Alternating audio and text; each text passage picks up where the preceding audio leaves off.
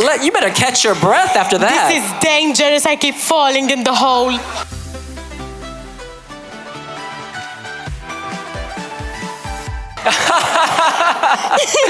Apologies. Miriana Conte, have some water, still or sparkling, for the queen. Still, please. Absolutely. Let me open that.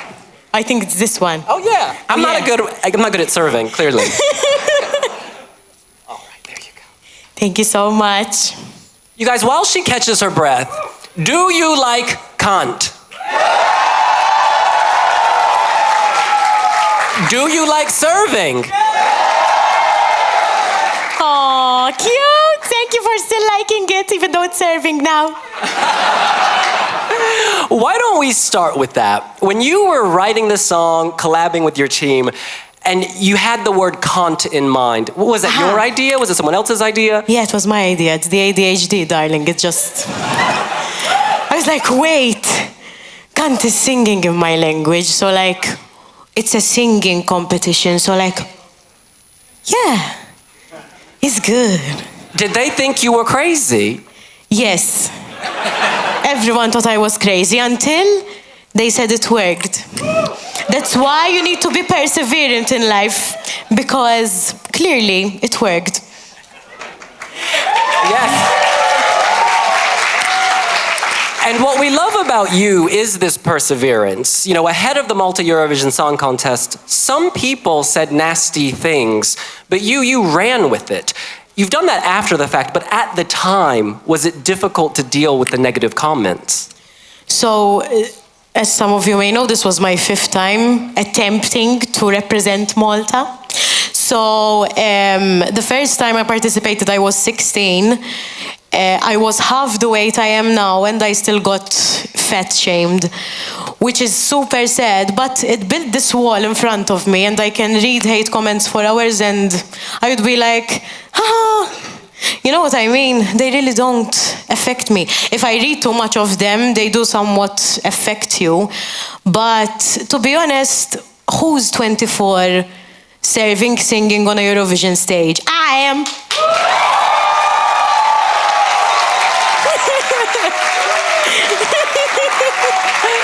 And at Malta, in the song contest, you put the negative tweets behind you on a screen. Yes. Did that feel good? It really felt good.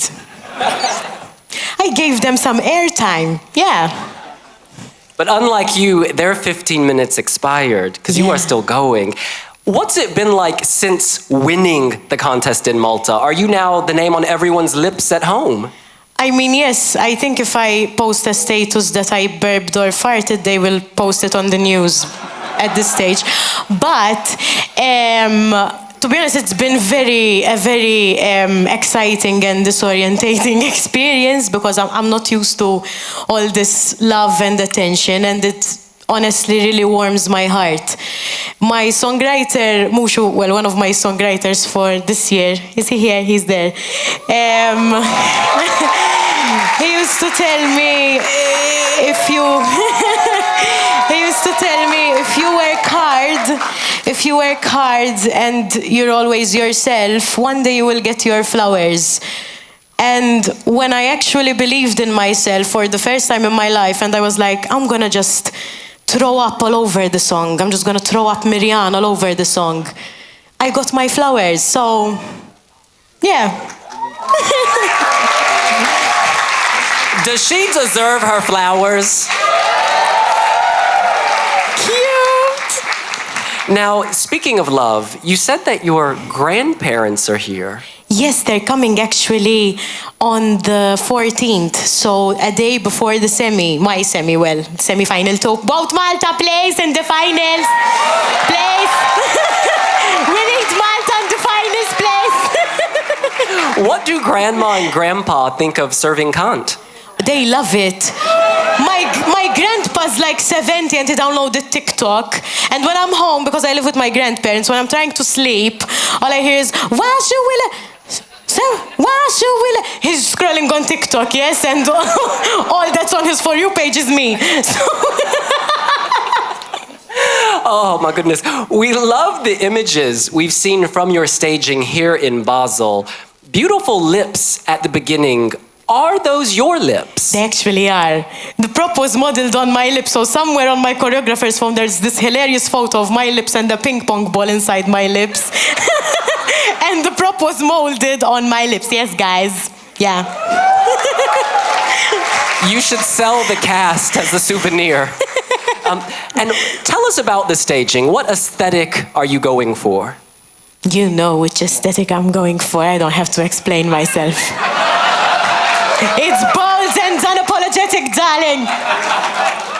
And there are some legs. There are women with their legs up. Yes. They are serving. Everything. Indeed. Yeah.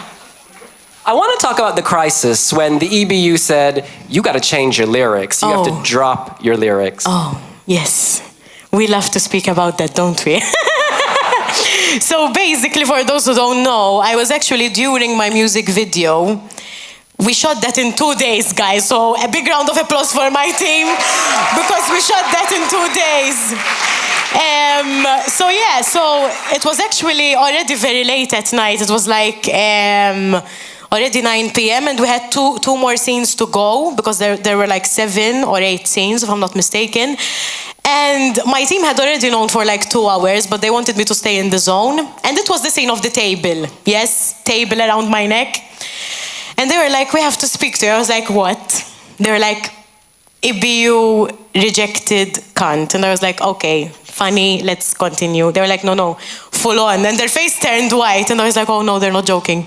Oh no, no. And I was like, I did not have time to process my emotions. And thank God, because I would have had a tantrum. I did have some sort of tantrum later on that day. But to be honest with you, I was scared that the song will lose its magic, but I like it even more now because it has space for people to serve whatever they want to serve. Yeah.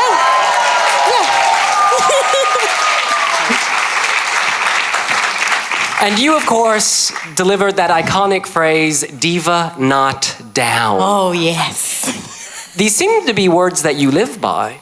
They are, actually. I was high on morphine when I had the thought. Yeah, my brain does a lot of weird things, guys, but they work.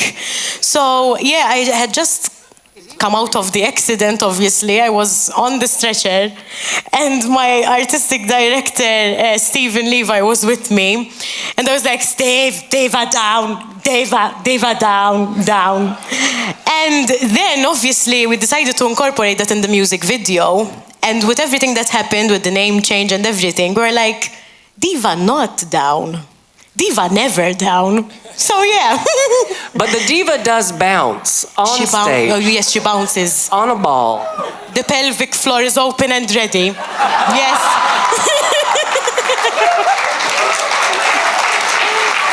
So I'm going to assume it was your idea to incorporate the yoga ball, the Swiss ball, into the show. Oh no, it was not my idea. My brain is good, but it's not that good.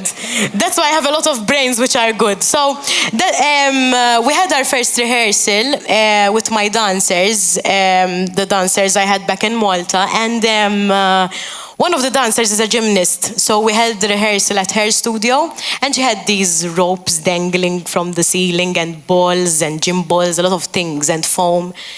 And of course, my stylist John Doerr decided to start bouncing on the ball. There he is. There he is. Thank you. He started to bounce on this ball and singing, serving. And then Stephen jumped in and was like, oh, that works. We went and we bought 5 yoga balls. We tried it out, and here we are.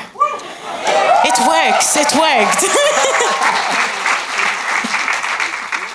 And in case people haven't seen your staging, or actually for people who have, are there more surprises to come? Because we've only seen 30 seconds. What is in the other 2.5 minutes?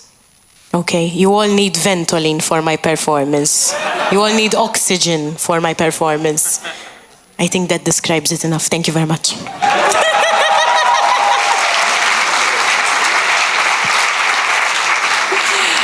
And in the first rehearsal, you had a red wig. Yeah. In the second rehearsal, you had no wig. Yeah. What will we see in the semi-final? Yeah. Still deciding. Yeah. Not serving an answer. Yeah. And on this tour, everyone wants to bounce on your ball, the other singers. And in fact, Ukraine actually yesterday in an interview told us they too want to bounce on your ball. Aww. Was it hard deciding who would bounce with you at the London Eurovision party? I couldn't handle the stress of choosing. I put that weight on my team. I was like, choose for me, please. Choose for me. No, yes, because it was so hectic, like during the tours, that like you have to think strategically about how you're gonna do stuff. And obviously I invited my friends. I wanted my friends to, obviously I'm friends with everyone, but there's people I got closer to this year, like Sissal, like Kyle, JJ, Erica. So obviously I invited the people who are my friends. But then I thought it made sense that Sweden bounces on my ball as well because they're a group and they're funny and they look somewhat hot. So it's like, yeah. That's beautiful. Thank you so much. And I've got to ask you. Yeah. But I forgot the question.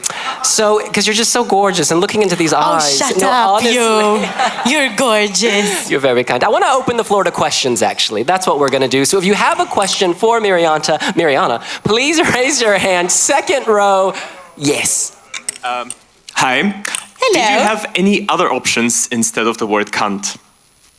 Any other words that you maybe wanted to use instead of that? Before.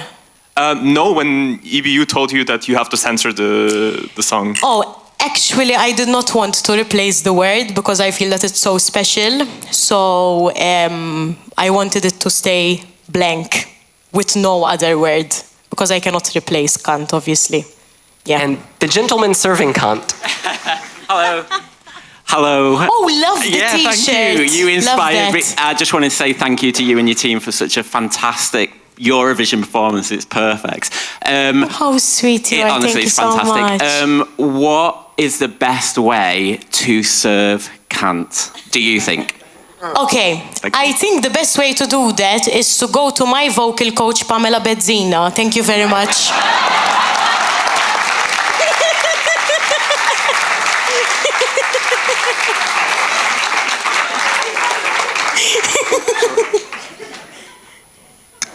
Hi, Miriana. Hi I have a there. question. So I don't know if many people know, but you apparently signed a record deal with Sony? Yeah. Can you tell us more about that?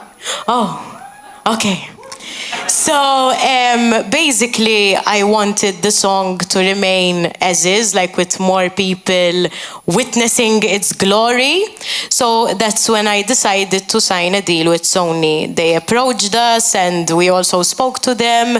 And then we signed the deal. That's basically it. So there's not much to talk about. But yes, hopefully there'll be more of that in the future. Yeah. I remembered my question. Oh. During this Eurovision journey, you came out as a member of the LGBT plus community. Uh-huh. Could you tell us? Yes, yes.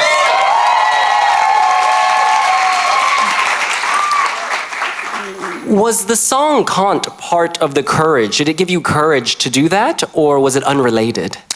So actually, this is a very interesting story. So I've actually been out for quite a couple of years, but this year I decided that I do not want to label myself anymore. Like I do not want to label myself as lesbian or straight. I just fall in love with people. And I fall in love with their character. I do have a girlfriend right now, which her name is Jade. The Maltese people might know about her. My delegation knows about her. She's so supportive. I love her so much.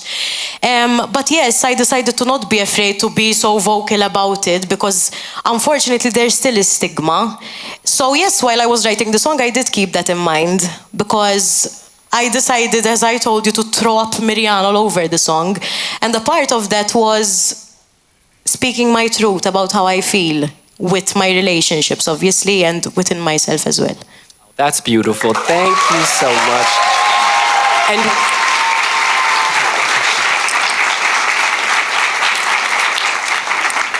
hello, Miriana. Hello there. Thank you for your song. It's really incredible. Oh, sweet you are. Thank you. I have a question. What's your favorite song of this year? Oh, this question. We love this question. Obviously, I love Erica's song. I mean, bestie. But there are quite a number of songs which I like. I like JJ's, I like Sisal. I like to sing Hallucination most of the day. So yeah, yeah. Well, before you go, we want to give you a special gift. Is there an assistant backstage with a beautiful gift for Miriana Conte from Malta? She is looking through her purse. There she is. This is from Helvetia. They have kindly gifted you. Hello, gorgeous lady. Oh, sweet. Thank you so much. You have a Helvetia shirt. You have a Swiss survival kit, bandages. Yeah. I need that. Like, if my team lets me wander off in Switzerland, I'll get lost for sure. So thank you for the survival kit. And you also have some sweeties. Oh, yes, I love sweeties. Thank you so much. Final request, babe. Yeah. Can you hit a big note for us? Can you take us out with a little bit of Kant? Okay. You're gonna know this one.